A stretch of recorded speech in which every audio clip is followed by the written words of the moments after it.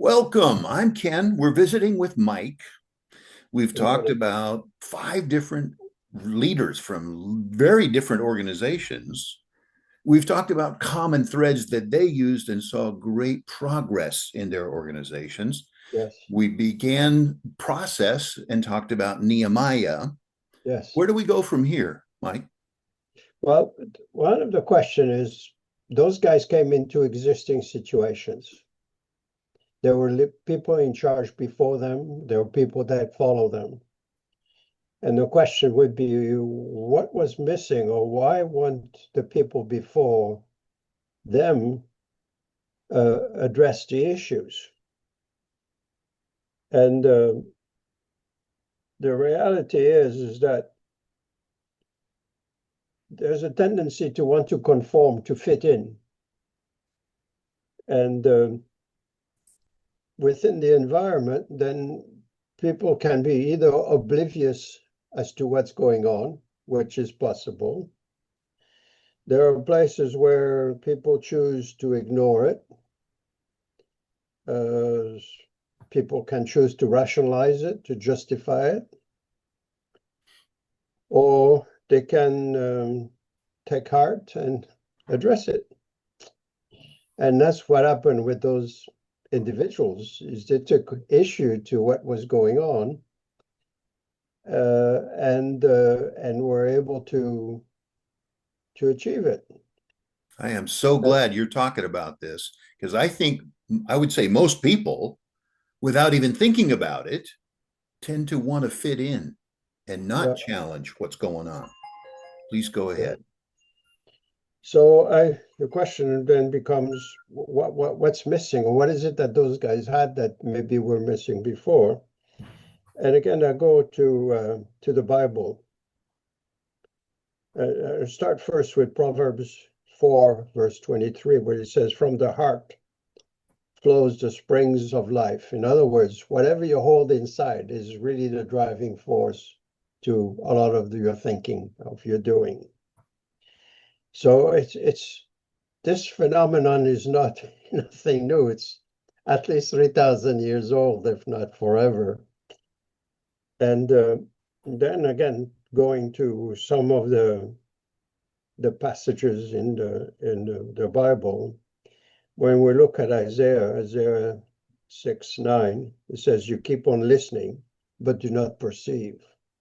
So the point is that we all not observe, but our eyes catch a lot of stuff, but our mind chooses not to address a lot of that stuff. So then the question is, what makes the mind choose? And again, in Isaiah 6:10, it says, "The heart of those people is insensitive." In other words, again, what's inside is really what drives the sorting out of what we process. And there's a bunch of different verses that further reinforce that. So if we don't see it, then the question is, how do we gain discernment? How do we change that? Uh, uh, the first thing that I would say is an attitude. One quote that I like from Ono, one of the guys that's famous with the Toyota system. His phrase was, "If there's no problem, that's a problem." In other words, if you don't see the issues, you better start looking.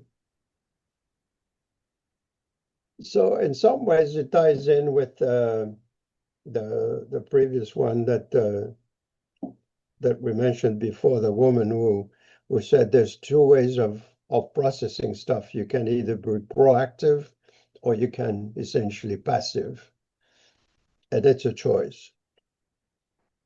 So first, if you're going to have discernment, then again, going back to Proverbs, it talks about in verses 2, verses 7 through 9, it says, "Store up wisdom."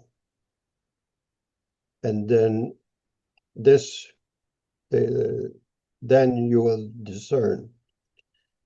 So in the sense of sound, restoring sound wisdom, the implication is it's not when the crisis happen that you have to build a foundation. The foundation has to be there before you get into hot water. Otherwise, you say, well, what am I going to do? So you have to have cultivated some uh, some uh, some principles, some values, and those principles are, I would say, pretty much driven by the kind of function of the kind of job that you have. For instance, if you're a father, you should have principles about your wife and about the kids. And when I listen to the news and I hear that the 16-year-old at 2 o'clock in the morning was out racing the police, my reaction is, how did that happen? Where are the parents? So you have to have principles in every aspect of our life. If you're an employee or manager, if you're a minister, if whatever position you have, there has to be some fundamentals that you hold solid.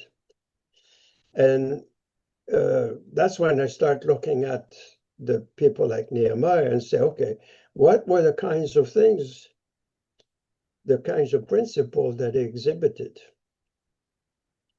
So the first one that I would say from Nehemiah is he was out of the office, out in the workplace, out in where the action is. The Japanese have a word called gemba. The gemba is on the shop floor where it happens. In other words, he was making an effort to get out of the corporate office and be out where the rest of the people are. Okay, so that's one value that you can see that he has. And I've found that to be true with some people, and then I've found that some managers are totally out of touch because they lost touch with the people that they're supposed to lead. And that idea of Gemba, or being where the action is Yes, something you do whether there's a crisis or not. exactly. The point is that if you're there, then you're able positioned to see and to assess. If you're not there, how are you going to know? Or if you get it from other people, the information has been processed, manipulated, spinned. All you have to do is listen to the news and listen to see how two different parties have different spins of whatever took place, like what's happening in Minnesota right now. It's sad, really. But anyway, that's the thing. So the first thing is that he shows that you have to be on the floor. You've got to be where the action is. The second thing is that he was engaged. He talked to the people. He approached them. So you have to have contact, more than just the presence of being there, but you've got to find out what makes him tick. Then is somewhat proactive in the sense that not only does he listen, but he takes it to heart. And that's what we see when later on in the chapter, the first chapter. I'll have to put my glasses on.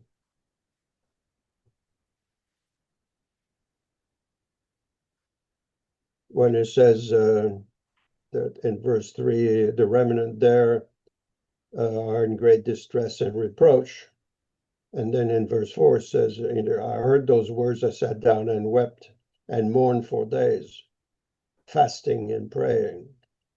So then it lists a whole bunch of things, and you could look at those things, especially repeating what God has said in in Moses in Exodus and in Deuteronomy, where it says, if you've changed your ways and you've come back to me and you do this and you do that.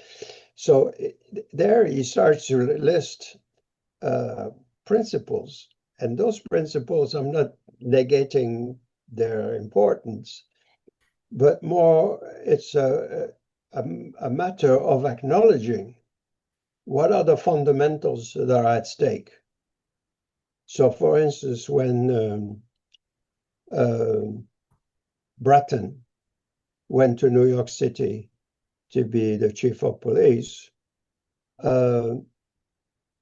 he made the effort to be on the ground by sharing rides with policemen in their cars to be able to see what they were thinking, what they were seeing, what their frustrations were, all of that kind of stuff. But he also had the principles that, crime should not pay. And what does that mean? And how do we make that happen? So you have that kind of fundamentals that Nehemiah is exhibiting. And the question then becomes, so how did you get there? Was he born that way? Or is it something that was learned? And there again, you're going to go back to the scriptures and look at there's a couple of places that I like. One of them is in Deuteronomy 17, verses 18 to 20.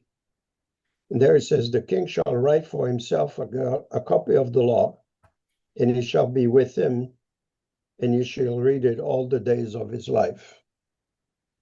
So right there, it's a mouthful, because why did he have to copy the law when I'm sure he had some available to him if he wanted them?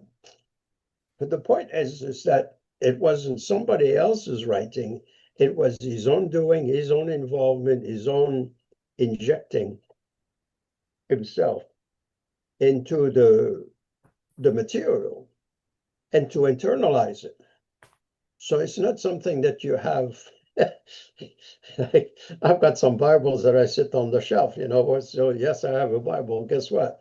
It's sitting there. It's not necessarily meant to be a decoration.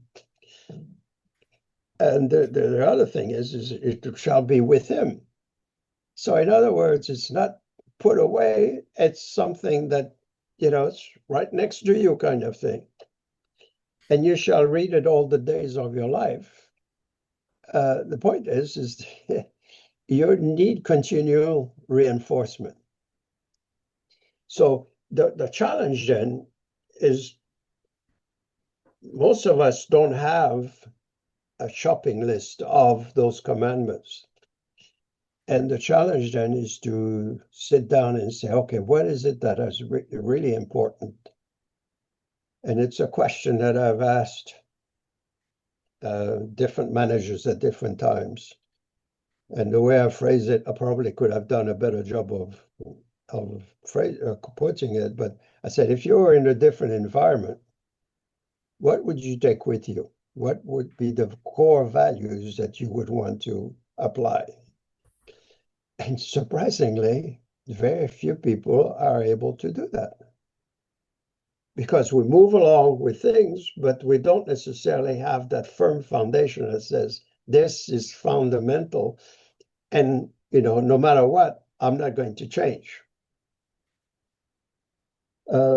So that's one passage. If that's true for the king, then maybe we ought to consider it.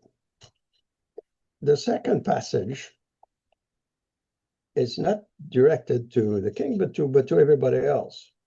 And it's in Deuteronomy, when it talks about you shall, in Deuteronomy 6, 7 to 9, You shall teach them diligently to your sons. Talk of them when you sit in your house, when you walk by the way, when you lie down, when you rise up.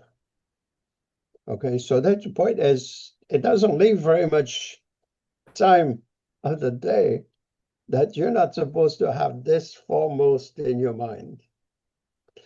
The second part of it is that in 6:8 it says, you shall bind them. They shall be as frontals on your forehead. So it's not only just a matter of something written, but it's something that you have physical, visual reminders that continually reinforce what the thinking is. And you shall write them down on your doorposts and your gates. In other words, anytime you come in and you go out, guess what? That's who I am. So one of the things that fascinated me when I visited the Japanese companies, and in particular Toyota, is they have all of those kinds of things playing to reinforce the values of of of the corporation. So, for instance, if you visit the Toyota plant, suddenly you'll hear ding, ding, ding, ding, ding, ding, ding, ding, ding. That means that there's a problem somewhere. And by the tone of the bell that rings, the supervisors, the engineers, the maintenance people know exactly where that is. And within seconds, they descends like vultures to resolve the problem. Uh, I know it's not just related to Toyota. One time I was visiting a plant that was making glass for cars and for houses. And the fellow that was with us heard the bell, we heard the bell, and he said, let's go and find out what's going on. And, within seconds, really, it's not even minutes, we're on the place there. And already people were fixing the situation, fixing the problem. So the point is that you have to sort out what are the fundamentals that you're going to hold on to and live by them. Because the behavior of the leader is very much noticed by the subordinates. I've been in situations where people essentially said to me, I'm not going to touch this with a 10-foot pole until I find out where the boss stands, kind of thing. And if the boss is absent, guess what? Nothing happens. It's an exercise in futility, or the attitude will be, you're the consultant, you fix it.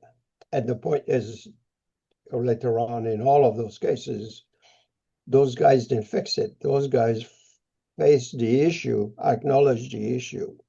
And that's really what's important, is to get the process started.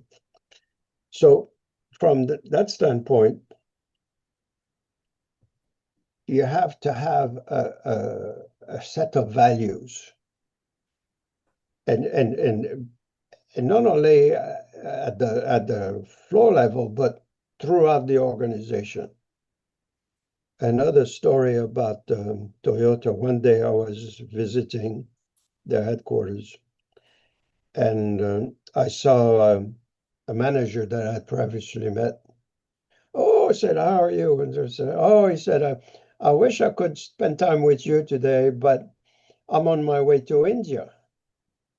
So I knew that Toyota was making things happen in India. So I said to him, oh, that's an interesting situation. How do you balance the low cost of labor versus the automation and all the practices that you have? He says, no, no, no, no, you don't understand. We do it the Toyota way. So you see the power of throughout the organization when you have those values and people subscribe to that. And Toyota didn't happen to be born with that. If anything, Japanese products a long time ago were known for being junky kind of thing, not quality. Now it's the other way around. Cameras are all Japanese. The cars are, anyway.